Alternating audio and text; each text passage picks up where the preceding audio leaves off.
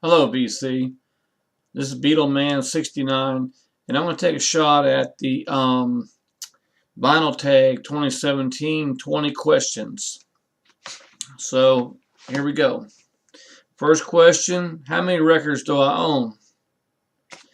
Um, about 160. That includes any multiple releases from different other countries, United States, Germany, Japan, that kind of thing. Roughly about 160. Uh, it doesn't include 45s, which I got a bunch of, and I'm not going to count all them. But 160 LPs is basically what I have. Um, Second question: what kind of record player do I own? Well, I own a Yamaha P2.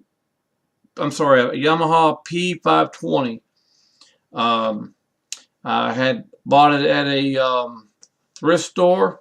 Took a chance on it for $10. It plays like a gem. I'm not sure when it was exactly made. Could have been late 70s, early 80s. Probably something of that nature. It's got a direct drive, and it has the auto tone arm where it comes and drops it on the outside groove to start the record, and it picks it up in the dead wax and sets itself back on the holder. I like it. It has a anti-skating setting. So yeah, it's a pretty decent record player for $10. Let's see here. How old was I when I started collecting vinyl? Well, it all started when I was 14 years old. My dad let me listen to some of his records, and I was kind of hooked after that. I really didn't start really interested in records till then. Um, I really didn't start buying my own records till I got a little bit older. When I had a job. I had always had to depend on, borrowing money from my parents, to buy records. But 14 years old, I think, is when I really got started in it. The oldest record I own. All right, this is probably going to be it here. Meet the Beatles, first press mono from 1964.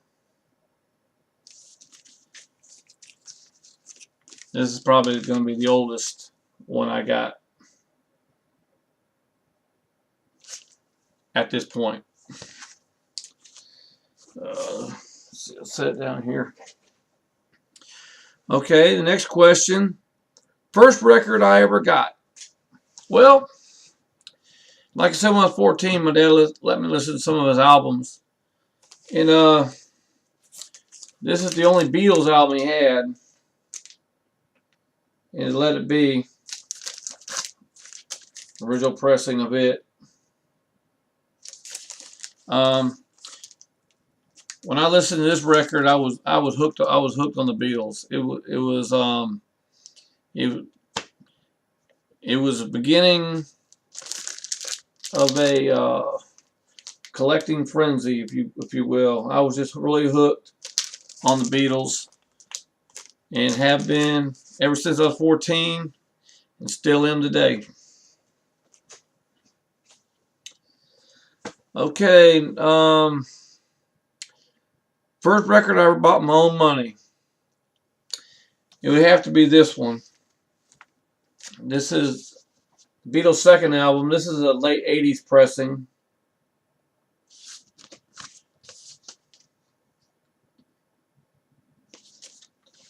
And it's on the Retro Rainbow label.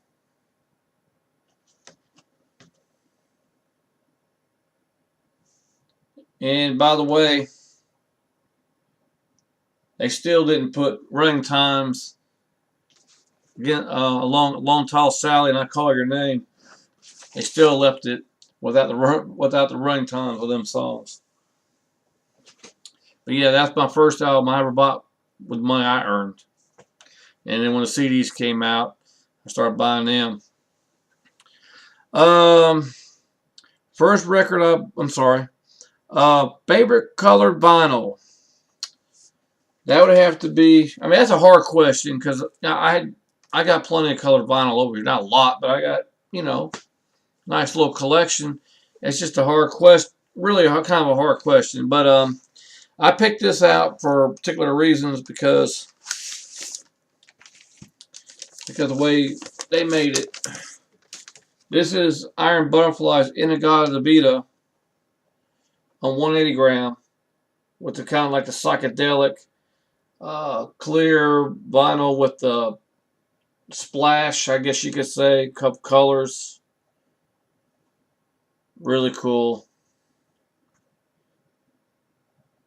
So yeah, this is probably probably my favorite one because of the design instead of just being solid colors.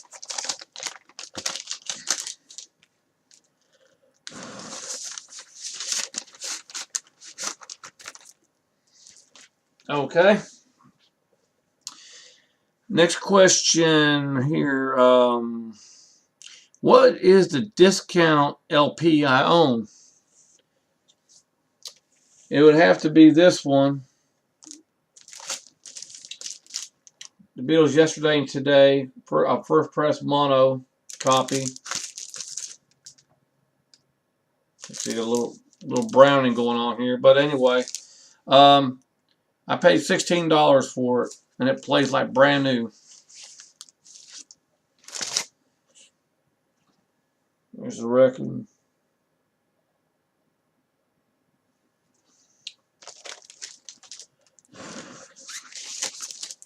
So yeah, that $16. Can't beat that. Next question, number 9. What is your favorite prized possession? That's a hard question. I had to think of it really, really hard, but it would have to be Badfinger, Wish You Were Here. This was released in late 1974.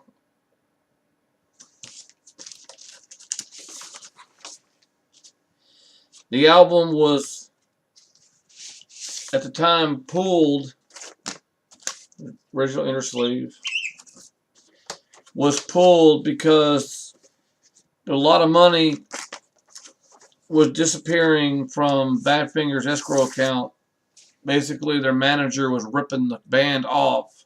Well, Badfinger was getting sued for money being taken, like it was. It's on Warner Brothers.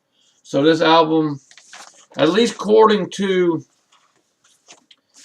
the liner notes of the Best of Badfinger Volume 2 by Rhino Records, well, it was on CD actually, said this album was released about 6 months, and then it was pulled from the shelves because of money that was disappearing. So yeah, that's my prized possession. I mean, you still find them on eBay and stuff, but it was pulled 6 months after it was released, so there's not that many out there. Let's see here. Impulse buy. Okay. Let me make sure I got the right one here. No, I'm sorry.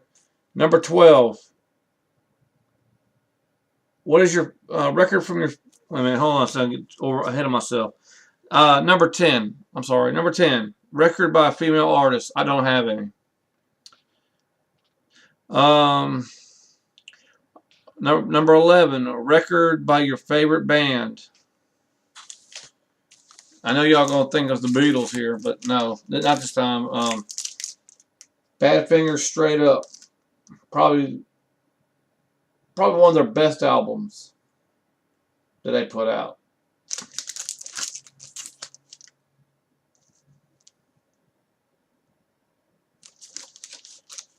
And this thing's still in the shrink. Here, let me pull this plastic off.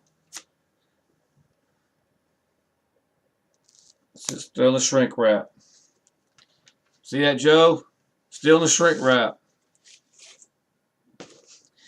And it's on Apple.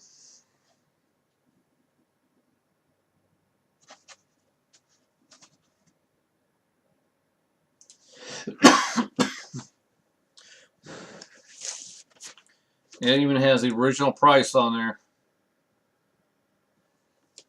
Wonder how, makes you wonder how artists made any money back then. But I guess $4 was, you know, maybe that was a fair price at that period. Okay, impulse buy. It would have to be Ringo Starr's Old Wave, steel sealed. Found that at a record show. So this was the impulse buy. I saw this and I jumped on it. I pranced on it. I mean, that's pretty freaking rare. And it's on the RCA. It's the Canadian pressing. We can see it, but it says RCA of Canada.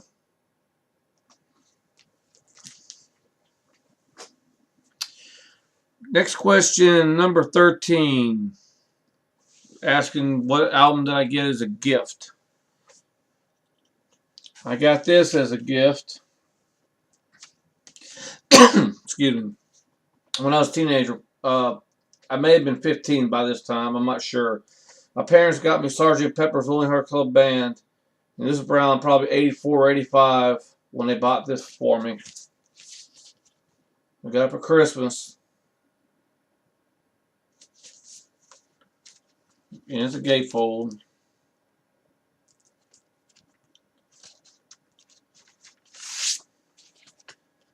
And it's on the purple Capitol label.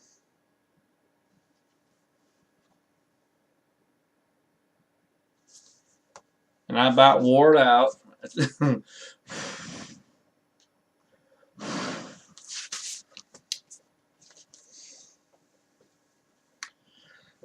Okay, next question, number 14. Most plays record. Well, I don't particularly have a most played record. I play whatever. I don't really have like one I'm stuck on. But I do like to play this one quite a bit. Creedence Clearwater Revival's Cosmos Factory.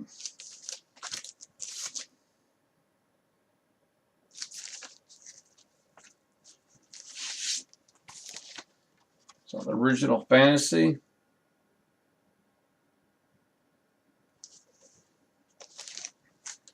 And this vinyl's heavy. Not like 180 gram heavy, but it's pretty stout.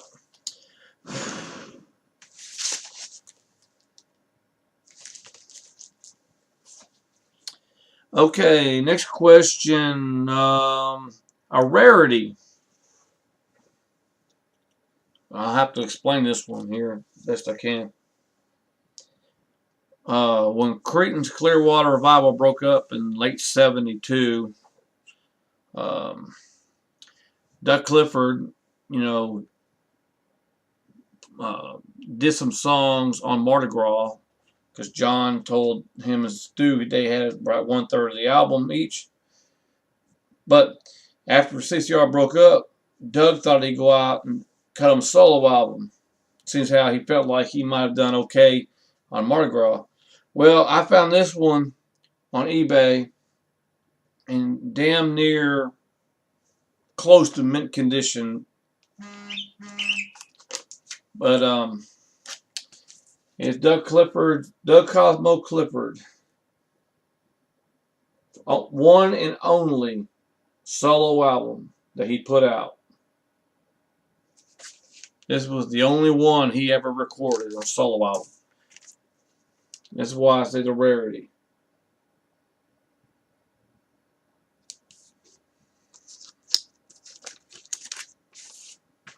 It's not in shrink wrap. They didn't. Whoever owned it prior to me getting it or whatever Just rip the shrink slap off of it. And here's the label on Fantasy. But I will say this vinyl is flimsy compared to the CCR albums before this. This record is flimsy. Probably the record company probably didn't bother putting any real money into it. I mean, that's just my opinion. But I wish he would record at least a couple more or something, but he didn't.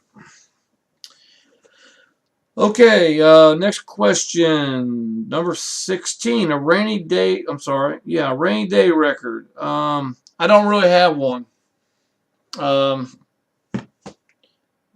I listen to whatever I'm in the mood to listen to. I don't really have like a depressing record or whatever.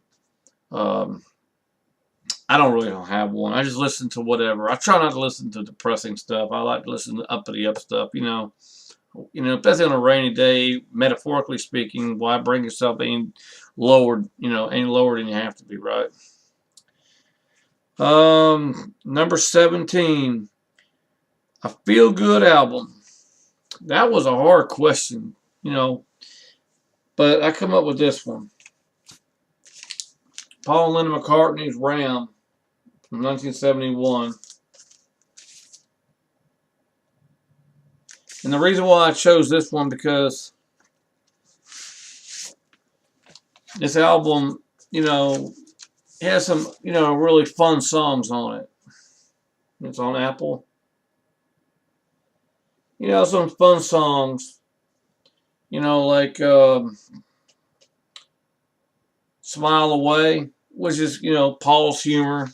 On the backside, we got Heart of the Country, Mockingbird Delight, just Eat at Home, Long Haired Lady. I love that song, Long Haired Lady. I like Linda's backing vocals on it. But yeah, I think Ram is a pretty good up the up album, in my opinion. Okay, a nostalgic record. Question 18. Well, I'm going back to this one, but this is the original issue. In-A-Gadda-Da-Vida by Iron Butterfly. This is a first press.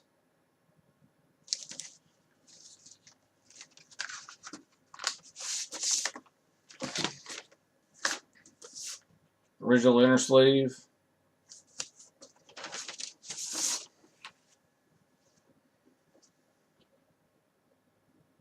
Original first pressing label, 1968 Atco label. This vinyl's kind of heavy. It's not 180 gram obviously, but it's pretty stout. But yeah, the reason why I chose this album is because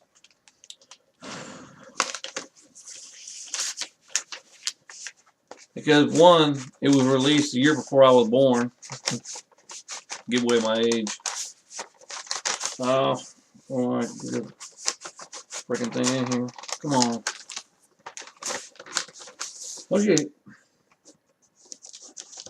Don't you just hate that? I'm trying to do a video and the thing don't want to cooperate.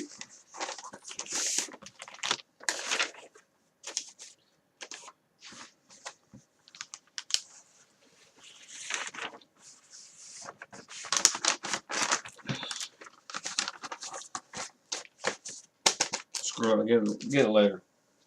But because the album is pretty psychedelic, a lot of them songs are, drug influenced. So yeah, I call it nostalgic because it's psychedelic, and that period of music is long gone. 40 plus years, 48 plus years. So yeah, I call it nostalgic because that kind of music just doesn't exist anymore. Okay, record store day purchase. Before I show this, I don't have a record store here where I live. Okay, I go to thrift stores, a particular reliable one, a guy, has pretty decent stuff.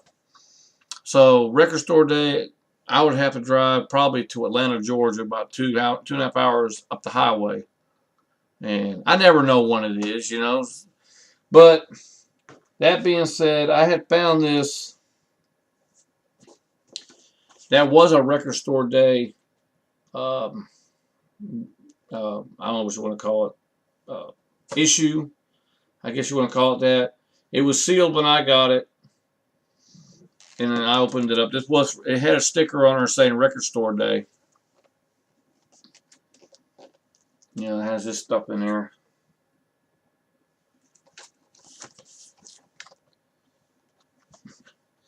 And let's see. That was on the back when it was in stretch wrap, in shrink wrap. And it had some singles in here. A reproduction of Ticket to Ride, and yes it is. A reproduction of Yellow Submarine, Eleanor Rigby. Reproduction of Hey Jude and Revolution.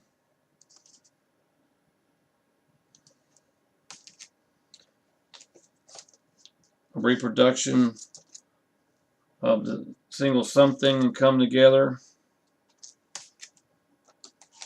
And looks like a poster in here, and then the Apple, I get in here, center spindle thing. But yeah, I consider that my record store day because, like I said, I don't have any record stores here in this area, and I have to drive all the way to Atlanta, Georgia, which sometimes I do that. But I'm gonna go to a record store and pick me up some stuff. But yeah, I technically call that my record store day purchase. Okay, last question, number 20. Recent purchase. Well, glad you asked. And this is my recent purchase because I got this 2 days ago from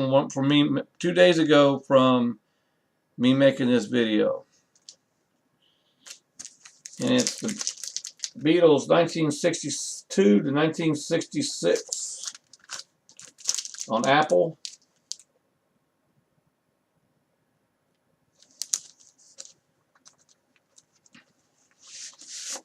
And I'm going to show one of the albums.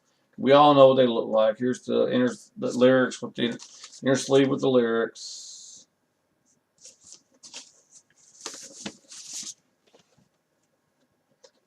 And there's the label.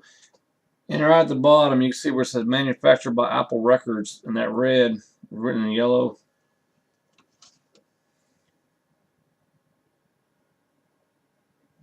I've already listened to this record. I cleaned it with some Groove Glide, what I bought off eBay. That stuff works.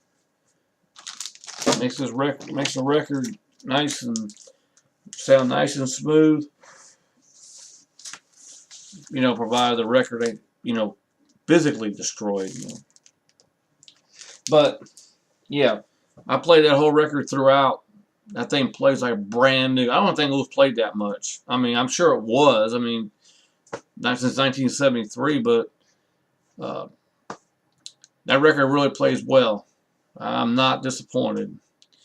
So, at any rate, that's my answering those 20 questions for Vinyl Tag 2017. I hope you enjoyed this video.